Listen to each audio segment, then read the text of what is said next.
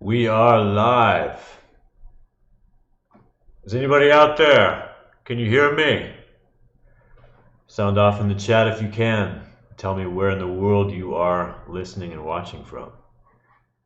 It's been a little bit longer than usual because last month's live was a little earlier than usual because I was just getting ready for a move.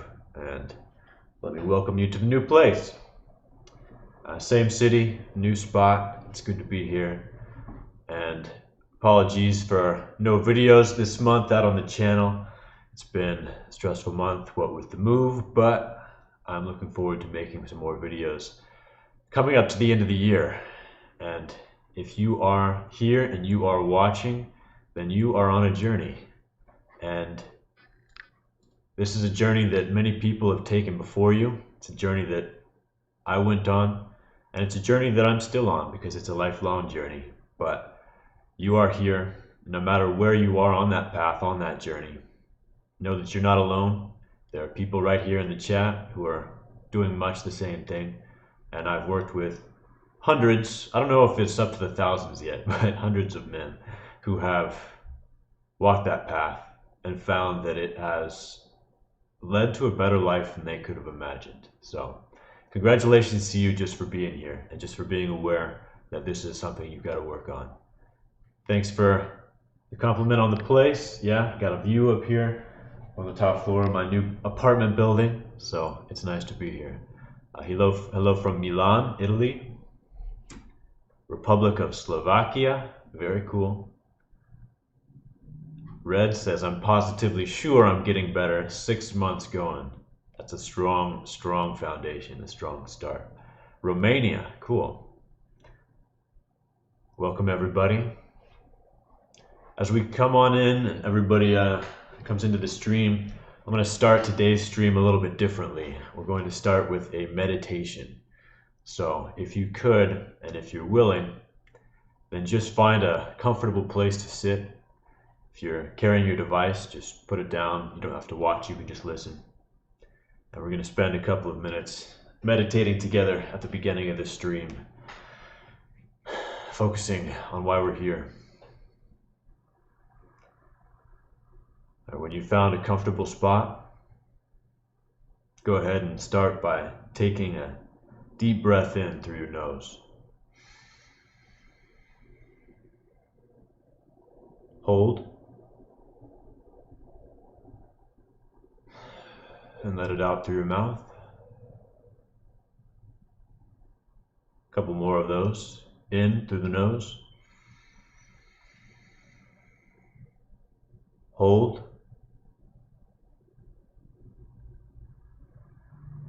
Out through the mouth. And on this next one, when we exhale, you can let your eyes close. Hold. And out. And you can allow your breathing to become normal. You don't have to control it, but I'd like you to pay attention to your breath, to notice the sensations of breathing, the muscles it takes to bring breath in and to expel the air from your body. The feeling of your body expanding and contracting. The temperature and scent of the air as it enters your body and as it exits.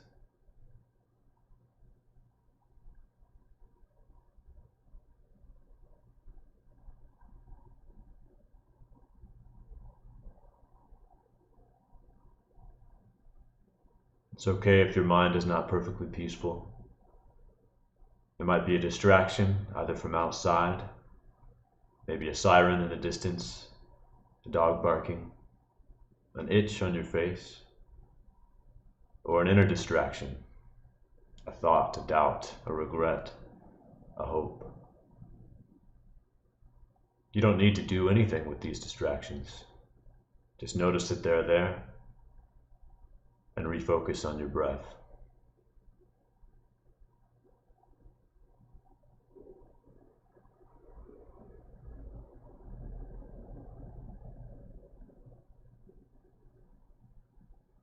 as you ground yourself in your breath.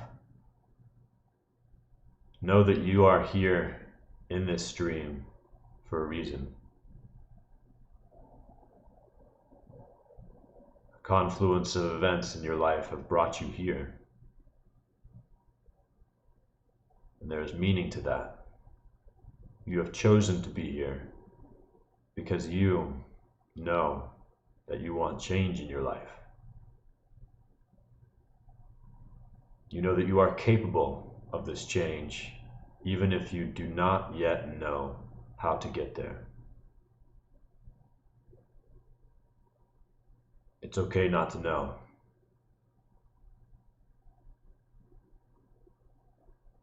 Right now, I just want you to feel the possibility of that new life, whatever you imagine it to be, free from the cycle of whatever struggle brought you here. And while you are here, I want you to feel free to be honest, to ask what you really want to know, and to share where you really are. Because only when we are honest about where we are and what we want can we start to move towards the future that we desire.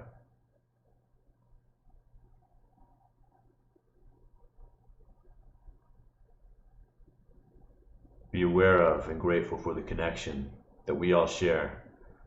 Though we might be thousands of miles apart, we'll never see each other's faces in person. We share a common bond.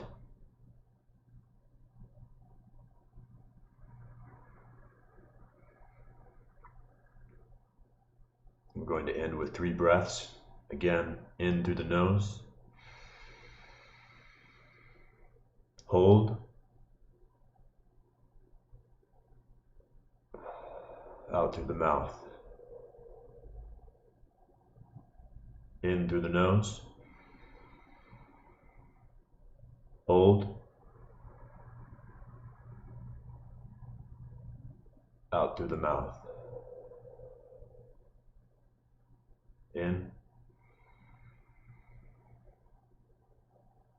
Hold. Out. And you can let your eyes open in your own time and start typing in your questions and your stories.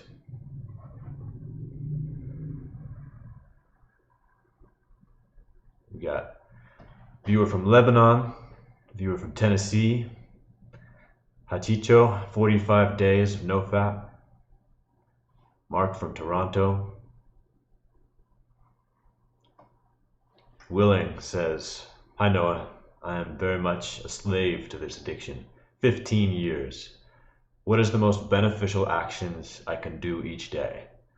All-in approach is a two-sided coin. Abstinence followed by binge. This cycle is inevitable."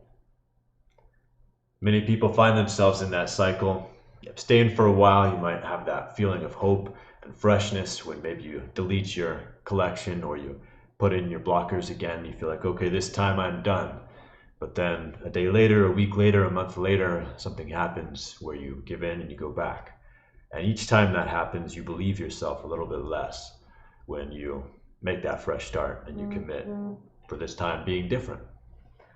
So we can be all in certain ways while still allowing ourselves to take that step-by-step approach.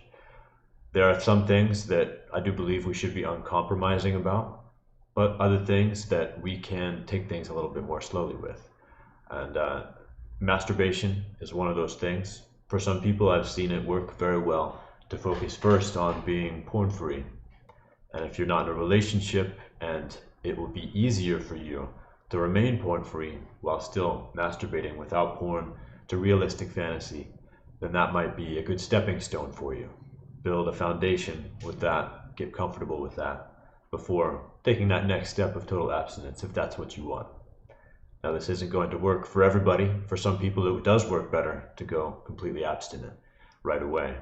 And it's actually easier for them just not to allow themselves that release at all. But you should know yourself. As for what things to do every day, that's different for each person, but I do think it is extremely important and valuable to have those daily habits, whatever they might be for you. And when they are daily and not just a few times a week, then that allows them to become more automatic and more ingrained in you. And it's not even a choice anymore. It's just something that you do. And so much of the energy that's taken in doing anything is the energy it takes deciding to do that thing rather than just actually doing it. So that's the power that you get from having daily habits. What are some examples of things that can really help? Well, they should be habits that bring into your life the things that you're missing, the things that when you are missing, that pushes you to look to porn or wherever else you're addicted to for solace. So exercise can be an excellent one. That doesn't mean an hour in the gym every single day, but it does mean paying attention to your body and giving yourself that movement every day. It can be a 10-minute jog some days, 10 minutes of stretching. Other days it's an hour and a half in the gym. But having it be daily makes it automatic, and that can really help. What are some others? Journaling can be a great one, to reflect on the paper and to get your emotions out in some way and to analyze and know yourself on that page. Some people don't like to journal. That's fine. Not everyone has to journal. Another one is reach out to someone, connect with someone, either with invitation, to hang out or something, or to chat, or a call, or just a compliment, or a hey, it's been a while, how you doing? Or maybe a little gift. Making that conscious effort to reach out and connect with someone every day can make you feel more connected to the people around you, and thinking not so much about yourself, but maybe how can I brighten someone else's day. And loneliness is a huge trigger for so many of us. So if you can have a daily habit like that to fight against loneliness and bring connection into your life, it can help a lot. What are some others? Having a morning routine that includes getting up by a certain time, making your bed, maybe doing a little morning ritual like a mantra or a cold shower or something that grounds you at the beginning of each day and makes it feel like, yes, I'm on the right path. This is going to be an awesome day. Starts you off feeling accomplished, feeling energized, rather than oversleeping, starting the day by checking your emails while you're in bed on your smartphone. That's not a very exciting way to start the day, and it doesn't set the tone.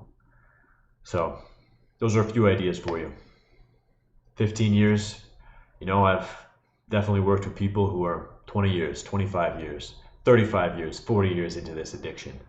And someone with 20 years into this addiction would do a lot to get those 5 years back.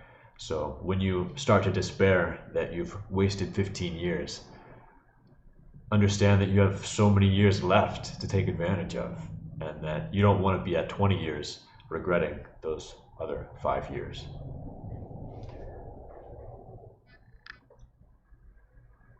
Vaunt. Am I the only girl who likes to watch porn? I'm not doing this every day, but when I'm in a bad mood, this is my pleasure.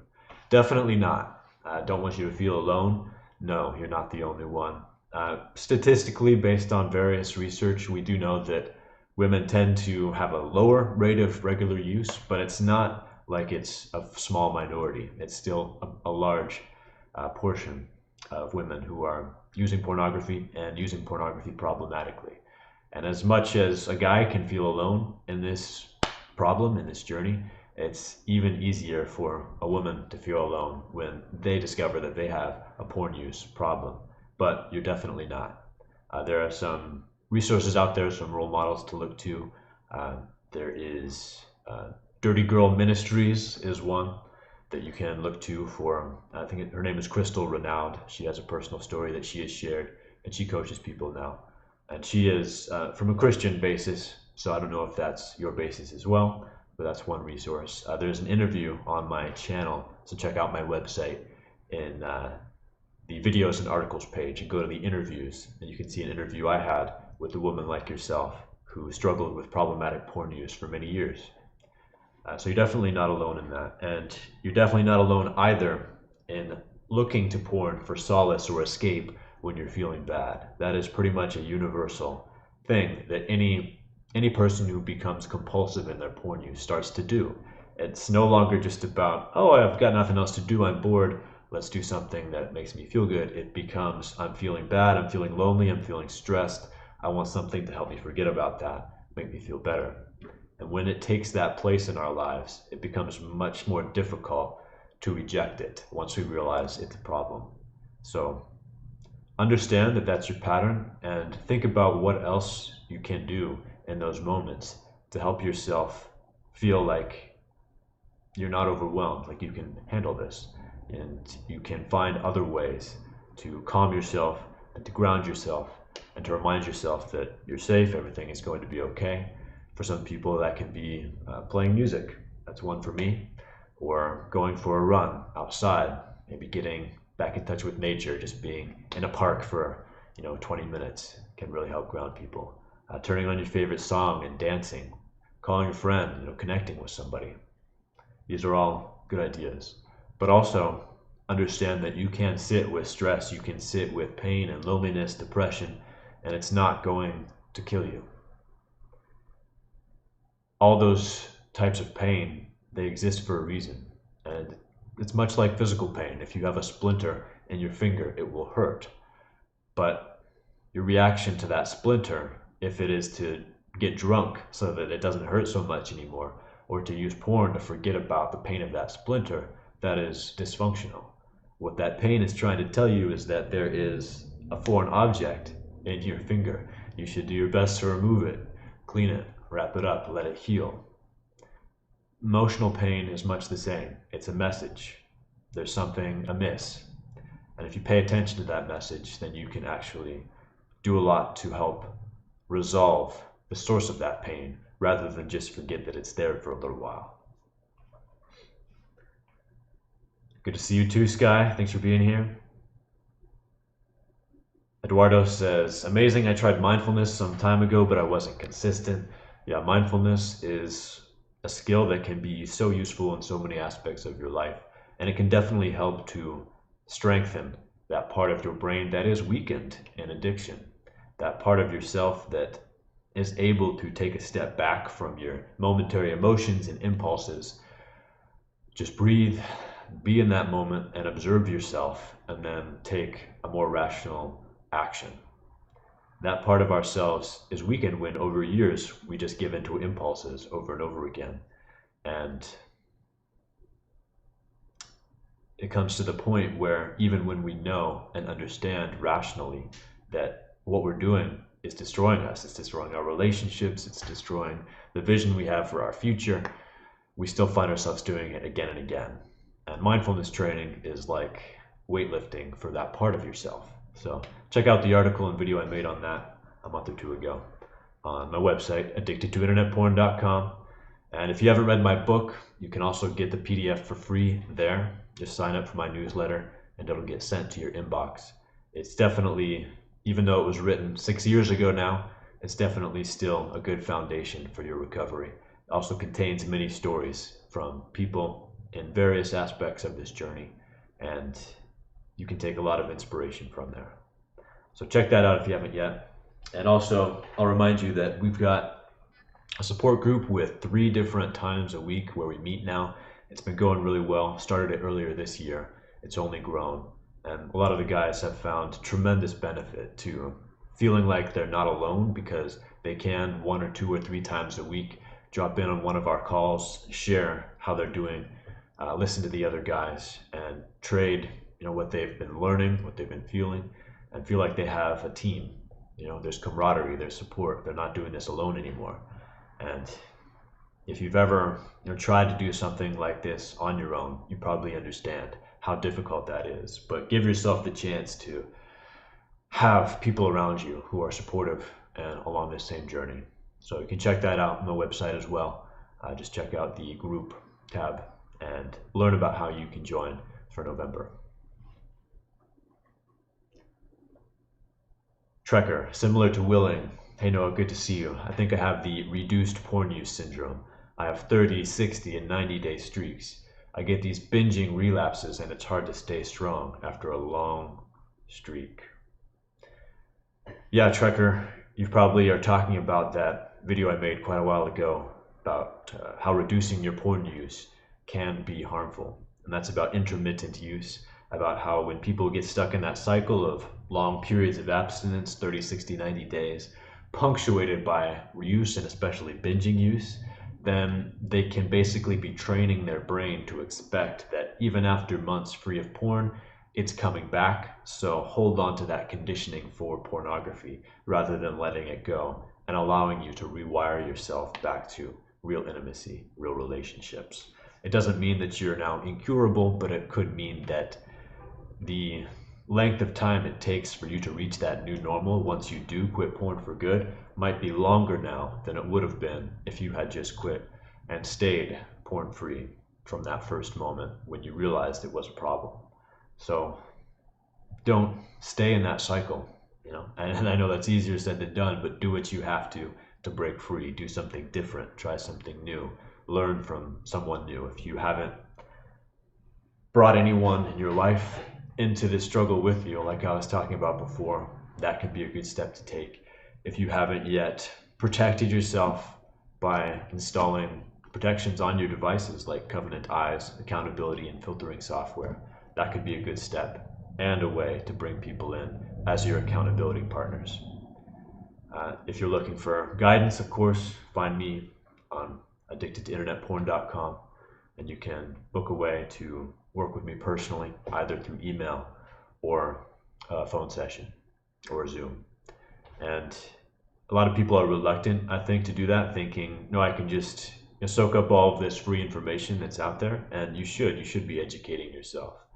But it's much, much better to invest in yourself up front and put yourself 100% into recovery, learning as much as you can, getting the right support, and then getting through this rather than struggling for years before understanding that what you're doing is not working and only then reaching out for help. Hello, sir. I can't seem to find my why because nothing matters and it's been like that for so long. Please help. That's a very good question. And I don't know you. I don't know what your why is, but I can tell you a few things. I can tell you that personally,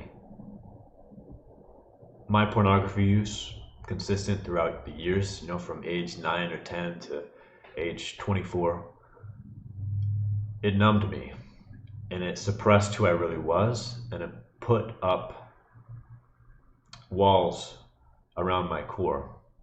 When I was numbing myself to those emotions I did not want to feel, like we were talking about earlier, numbing out loneliness or aimlessness or confusion or depression, I was also insulating myself from my true potential and capacity, from my true desires, from the things in life that could have brought me joy and excitement.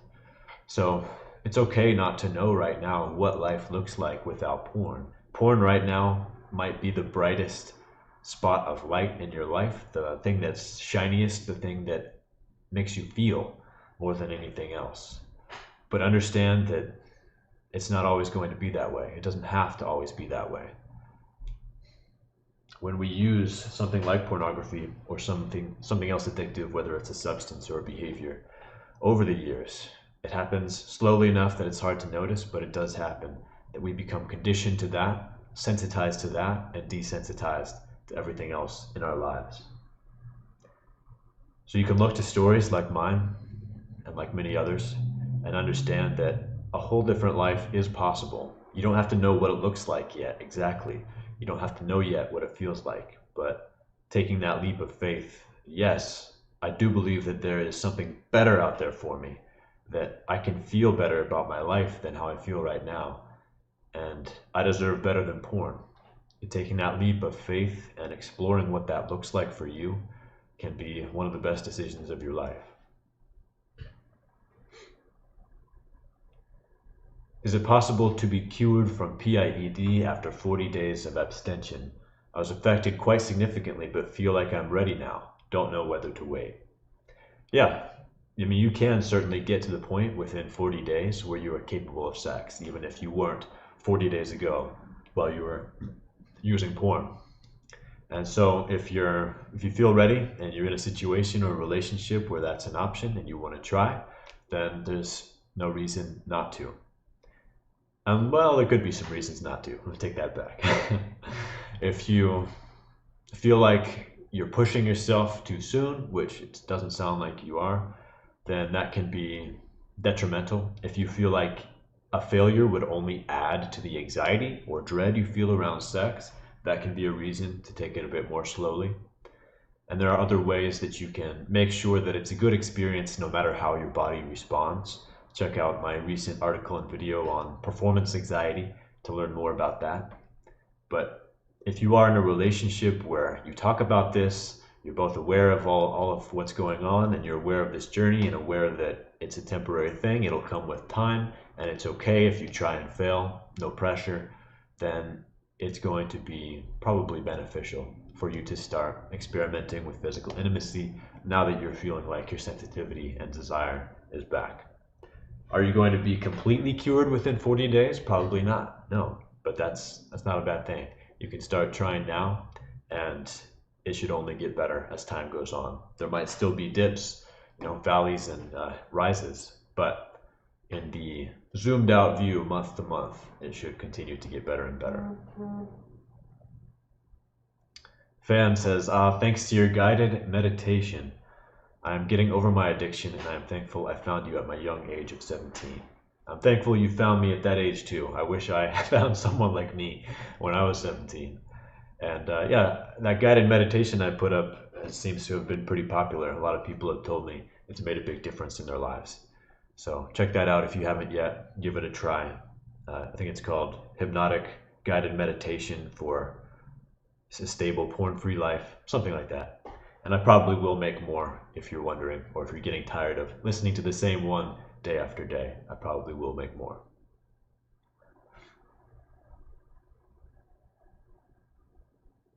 Sky says, the only way I've been able to get off porn is to not have any access to it. 400 days, no hardcore porn. My partner blocks my computer access and phone access to porn. That can be a very important part of the recovery process, is admitting that you can't handle certain privileges and that you do better with those tools, those blocks in place. And it's okay to use those tools. Building a porn-free life is like building a house. And a lot of guys, when they go to build that house, they're too proud to want to use any tools or ask for help from any of their friends. So they just try to stack stones one on top of another and push sticks into place. But then a gust of wind comes along and blows it down. So it's okay to use some power tools. It's okay to ask for help and guidance. And when you do that, you can achieve things like 400 days, no pornography, which is deserving of congratulations. Now, of course, that's not the only thing that you should rely on. You should also be learning about what recovery really means, learning how to handle your emotions, cope with your emotions in healthier ways, learning how to, in that moment when you're feeling an urge, feel it without acting on it. And as you do that, in conjunction with using those tools, that's when you can achieve more stability in the porn-free life. But you might always want to keep those tools in place. I still have mine in place. I have Covenant Eyes accountability software on my devices, and my accountability partners still getting those reports. And would I relapse right away if I took that away? No, I don't think so. But I like having them there. It makes me feel like a little safer, like I'm not alone in this. Florin says, hi Noah, almost 6 months with NoFap. I had sex for the first time, and now I am experiencing a new flatline. My girlfriend is losing her patience. Any advice? Well, congratulations on 6 months and on that experience. It is fairly common once you start introducing sexual stimulation again after a long period of abstinence. That might set you into a flatline for a little while, and it could be related to nerves as well. It sounds like you're feeling some pressure in your relationship to hurry up and get along with this.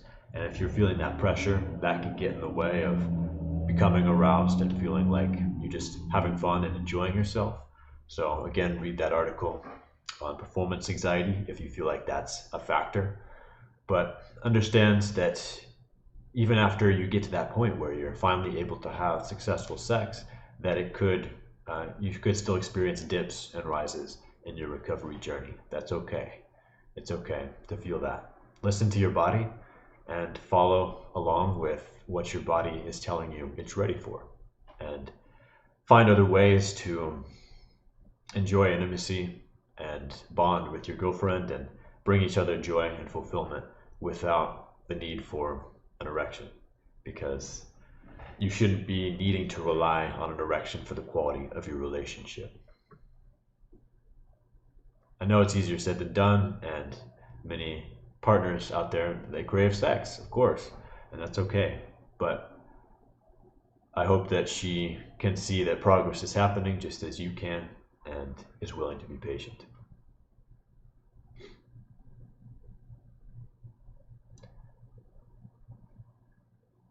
Does masturbating while video chatting with the girlfriend count as a relapse?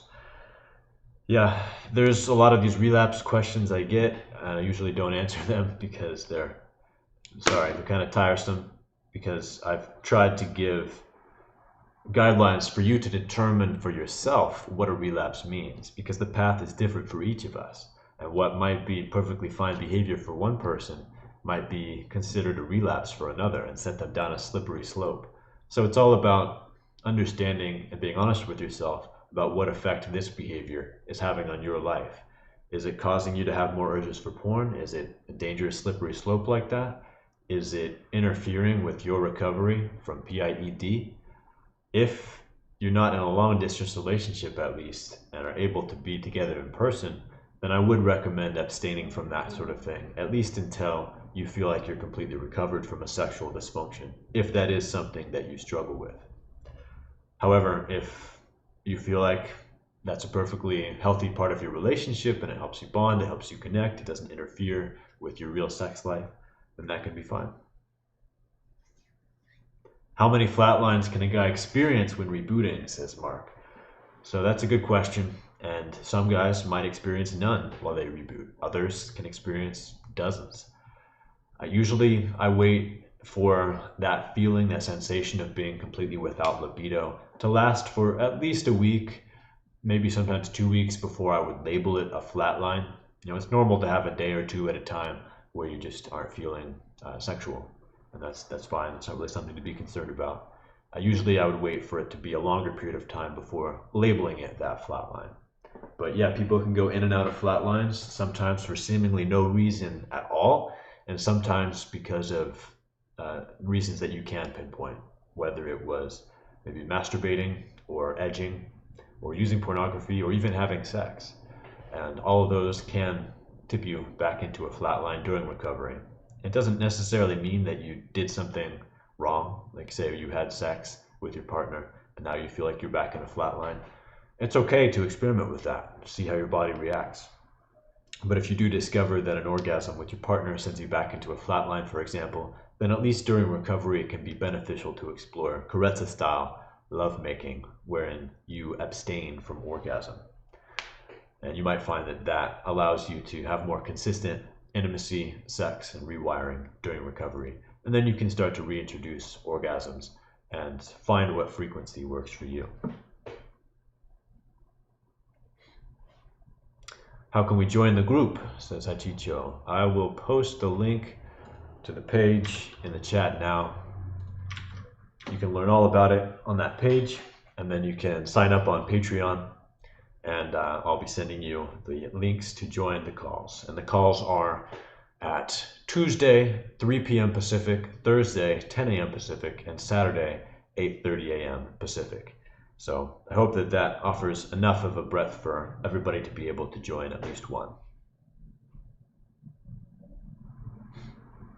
Eduardo says, hey Noah, don't you think that treating porn like a crippling addiction actually reinforces it? Maybe it's healthier to see porn like sexual junk food.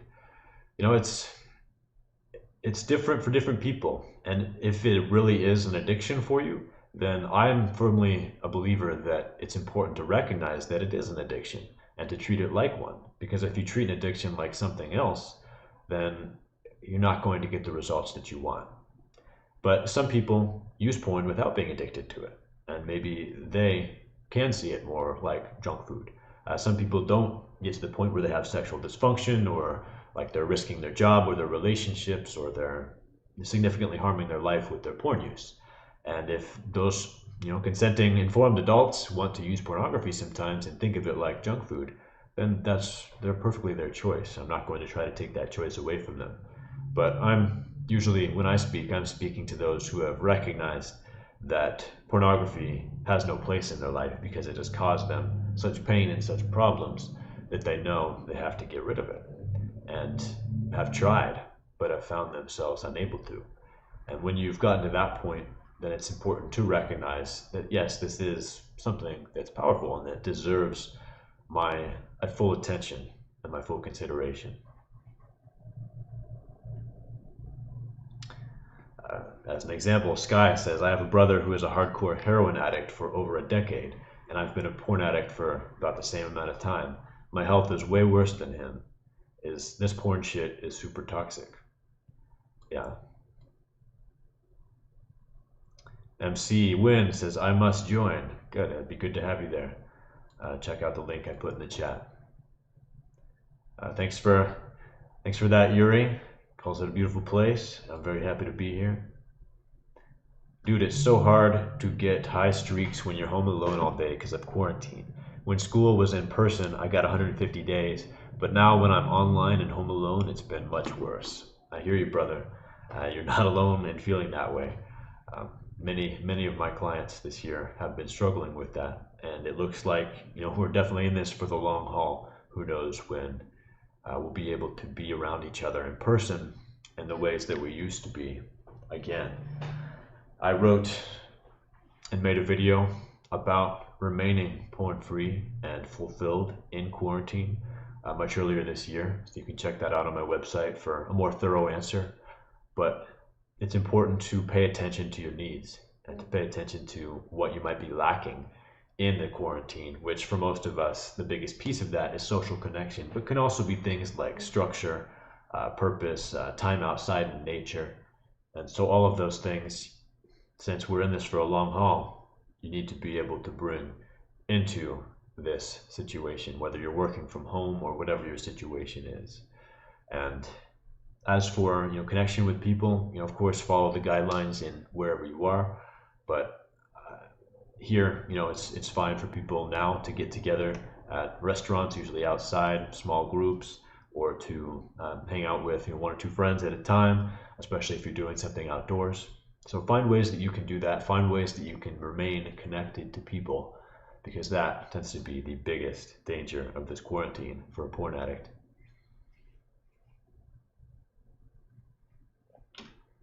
Raf says, hey man, how do you work around not getting into a slippery slope with your casual partner or girlfriend?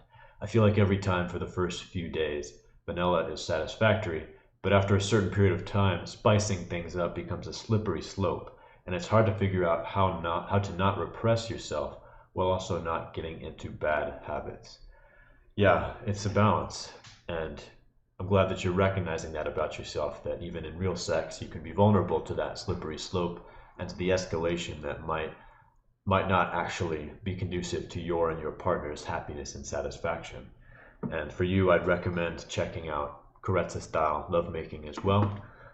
That can be a way to have that consistent sexual connection in your life without it escalating to levels or acts that you're maybe not comfortable with, or your partner is not comfortable with, and that worry you. So I'm gonna bring up, let's see, I'm trying to find a link for you. Gotta open a document. But I will be posting a link to a website that has more information on that, a learning resource for you.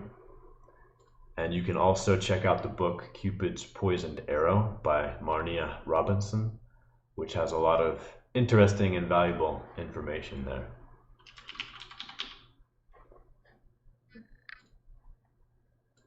All right, here is the link, synergyexplorers.org. So check that out.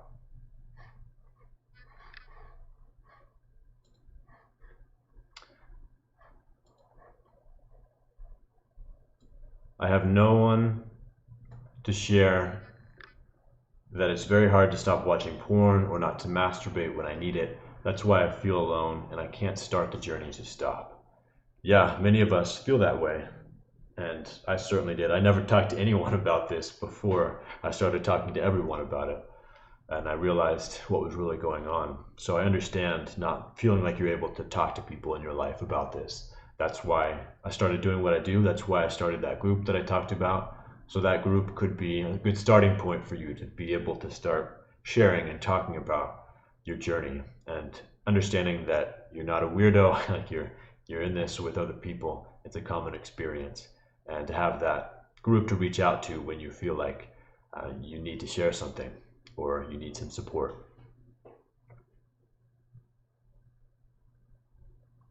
During the journey, it's all about finding a better you and getting to know yourself a whole lot more, because no one will do it for you. Finding a purpose can really help you through the hard times. I like that. Yeah, there's going to be an emptiness when you take away porn. You know, porn has a place in your life. When you take it away, there's an empty space. And finding out what you can fill that empty space with can at first be intimidating, but it can actually be really exciting. Because not only are you freeing up time and energy, you're freeing up a huge amount of emotional space in yourself that can be filled with what really can bring you joy. So look at it as an exciting opportunity rather than a difficult burden. It can definitely help. Luke says he's also caught in that cycle of abstaining for a few weeks and then relapsing. It's so difficult to get out of this cycle, so easy to become complacent. What habits did you adopt during your reboot, Noah? Yeah, it's important to have things that help you stay consistent and stay grounded in this journey, because even after several months or a year even, you hear stories like that all the time of I've had a year of nofap or whatever, I've now relapsed and I'm back at day 0. And that's because complacency is a killer.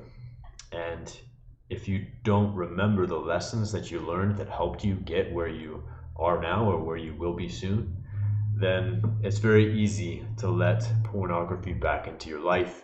And once that door is cracked open even a little bit, it becomes much more difficult to shut it again. So what are some of the things that help me? Understanding that this is a part of me and going to be a part of me for the rest of my life, and accepting that, coming to terms with that and being okay with that. And in fact, looking at it as a source of strength now, because I know I have to stay sharp and stay on my path. Keep paying attention to having a well-balanced life, because if I don't, I know how much I have to lose. And some of the habits, like we talked about earlier, I was giving some examples when another similar question was brought up. Journaling, having daily exercise, reaching out to someone, having some form of connection every day. For me, personally, resolving all my messages every day and not letting like emails and messages pile up is important, because I tend to get overwhelmed when that happens and start procrastinating and pushing things off and get into a bad headspace. So that's one thing that's important for me every day, to clear out my messages, make sure everything is answered. Writing and playing music are 2 of mine. So these are creative passions that I have, things that make me feel like I can express myself, like they bring me joy, they bring me passion, they bring me purpose. So having things like that in your life that you can use, hobbies, skills, artistic endeavors, things that make you feel like you're accessing the core you every day, can be really helpful. What else? Well, personally, I have a letter to myself that I read to myself every day. And in this letter, and I read this first thing in the morning, I remind myself about what's important, the path that I'm on, things to be grateful for, lessons that I've learned, the vision that I have for the future, to get inspired by, looking forward to what is going to come, what I want to build, and anything else that I want to be reminded of. And this is a letter that grows and changes as I grow and change. And by reading it to myself first thing in the morning, I ground myself in that, and I remind myself about what's important. So there's another little tip. If you want to try that, you are welcome to steal my tool there.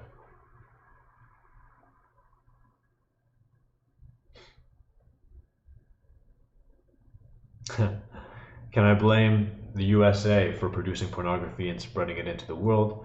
And thank you.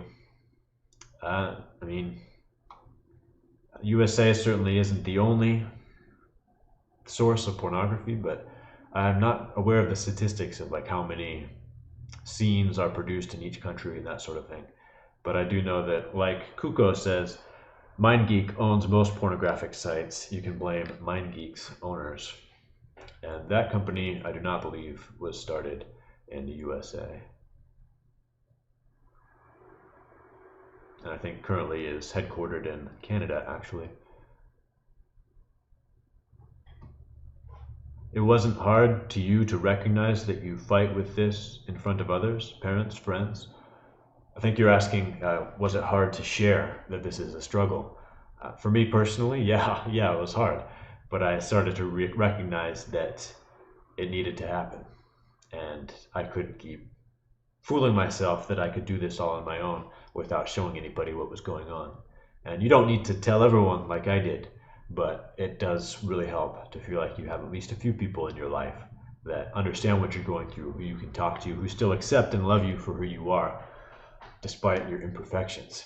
And you can start with people you don't know in your real life, like with the group that I've been pitching, or with online forums you're posting anonymously. But at some point, it is really beneficial to bring in at least a few core people in your personal life. And that might be a best friend, it might be a mentor, a pastor, a parent. It could be any of one of those figures or multiple.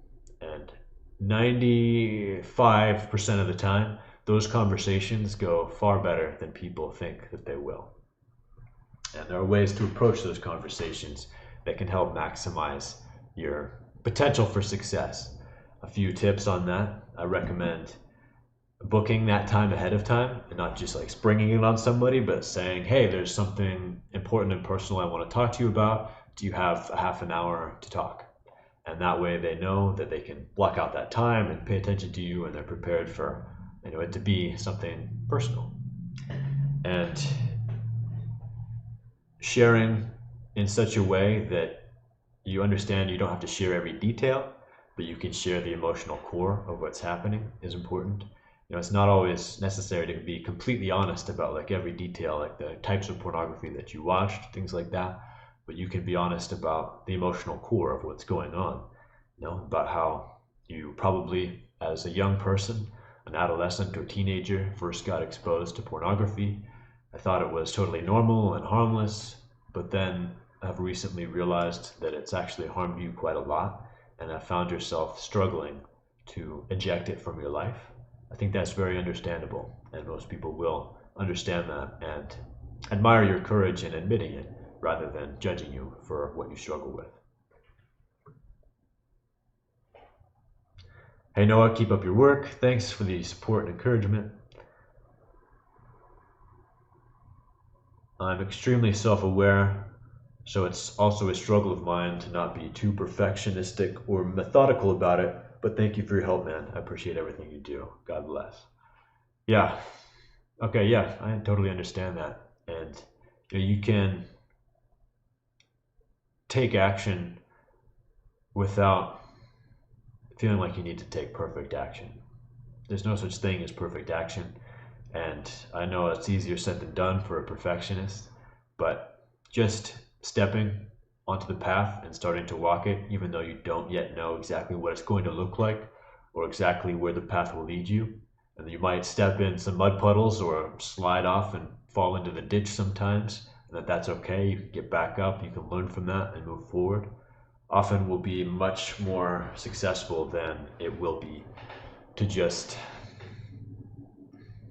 do a lot of planning and learning without ever taking action. I see that a lot. People watching my videos, reading the articles, reading a bunch of books, reading a bunch of other people's stories, but not really taking significant action in their own lives yet. And you don't need to know absolutely everything to start taking action. And there's no one perfect right way to recover. So you can learn a lot of these different tools, but you don't need to know all of the tools. You need to know some of them and get to master them so that they work for you. It's like there's 100 ways at least to cut a board. Go back to that house building metaphor. You don't need to know how to use every single different tool that you can use to cut that board in the way that you need it cut. You just need to have and know one tool well enough to get it done.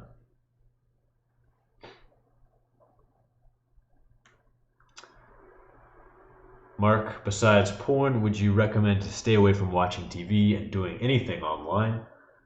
It's really individual. Different people have greater or lesser addictive tendencies with screens in general, not just in a sexual way. And that can be a slippery slope for some people back towards porn. So at least temporarily, some people can benefit certainly from a tech detox or a screen detox, where they get themselves back into real life. And then you just have to be honest with yourself about what you can handle, what privileges you can handle without it becoming a danger to you, and what's really healthy for you. And that line can move as time goes on, as your recovery evolves and as you grow in this journey. So in the beginning, for example, that might mean you don't watch any movies that have a risk of a sexual scene or a trigger. But 6 months into recovery, you might be perfectly fine watching R-rated movies, and they don't really trigger you. They don't offer a potential for that slippery slope back to pornography.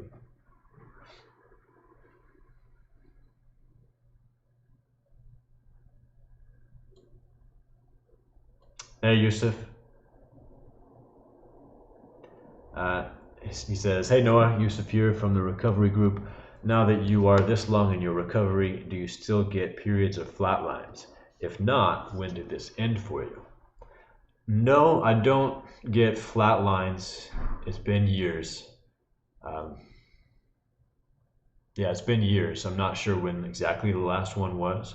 There are still like rises and falls in terms of my sexual energy, and there can go days when I'm not thinking about sex very much, but it doesn't reach the point of being a flatline.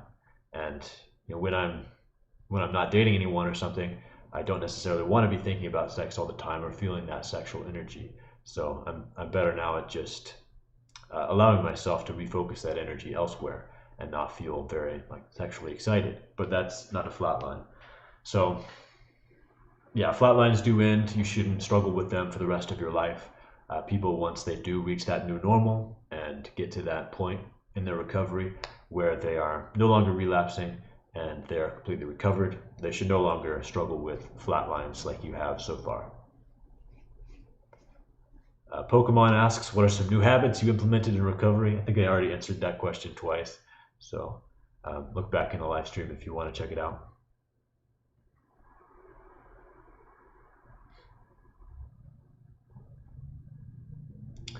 Luke says, your book has been great, and will YBR Radio be making a return? I've listened to all of them, so helpful during this process. Yeah, I get this question every live stream, and I keep putting it off, pursuing it. I'm not in touch with any of the other guys who are involved with YBR Radio, but I will at some point try to reach out to them, or maybe just ask on Your Brain Rebalanced or some of the other forums if anyone wants to come on as a guest and share their story. And it's definitely possible that I could bring it back. All right, we're coming to the end of our hour. I'll answer one or two more questions. Wrath says, sorry if this is too personal or uncomfortable, but I feel like this is something I would like to hear your perspective on. Am I the only one who feels like arousal for stimuli is different from arousal to a real person you're interacting with? Arousal to porn to me felt grim and wrong. The wrongness made it thrilling and exciting, but it always put this pit of despair inside of me. Arousal for a real person felt exciting, liberating, and comfortable. Do you feel that as well? Yeah, I think you're absolutely right. And I think most people would agree with you that the type of arousal for pornography feels very different from the arousal you feel with a real person who you're interacting with and you care about each other. And that it's, that feeling of liberation and happiness, and just like it's actually satisfying you. It's like the difference between eating junk food and eating a nourishing meal. And I think that you're absolutely right about that. All right. I think I'm going to leave it there for the day, but thanks everyone for joining me. And I'm going to read from Gifts of Recovery to end the live stream today. If you don't know about this book, highly recommend it. It's for people who are struggling with porn or sex addictions, but really the wisdom in it can be useful to anybody. It's a daily reader, which means there's a different reading for each day of the year. Just a little bit of wisdom to keep you growing along this journey. And I'm not sponsored by it or anything, I just love the book. So here's the one for October 24th. Put your oxygen mask on first. When traveling on an airplane, the flight attendant will tell us that if the yellow oxygen masks drop out of the ceiling, we should put ours on first before helping others. The reason for this is simple. If we help someone else first and pass out due to a lack of oxygen, we can no longer take care of ourselves, and now other people have to take care of us. Life is the same. By taking care of ourselves, we are more likely to have the energy and patience needed to be an effective spouse, parent, sponsor, or recovery support. Am I taking care of myself? Am I putting others and their needs ahead of my own? What can I do for myself that is nurturing? What gifts await me as I put my oxygen mask on first? So I also read this book, the reading from it, each day in the support and discussion group that I was telling you about. And I asked the group this morning if anyone there feels like they lose the balance in their own lives and lose track of their own self-care because they're too busy focusing on satisfying the expectations of other people in their lives. And every single hand in there went up. And that's especially important for people who are struggling with addiction to focus on, because you have a lot to lose when you don't stay aware of what you need and take care of yourself and the balance in your life. So walk with that, and I definitely recommend getting that book. As before, you can find ways to work with me on addictedtointernetporn.com and find out how to join the group there as well. I'll post that link again in the chat. Bye everybody. Have a wonderful porn-free day.